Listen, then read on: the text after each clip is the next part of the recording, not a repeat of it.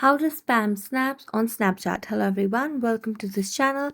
I'm Emily and I'm here to help you out today. So without any delay, let's get started. So open up the Snapchat application on your device and make sure that you're logged into your account. Then tap on the search bar over here.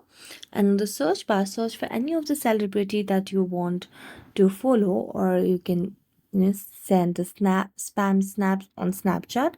So here I'm going to search for the particular celebrity over here.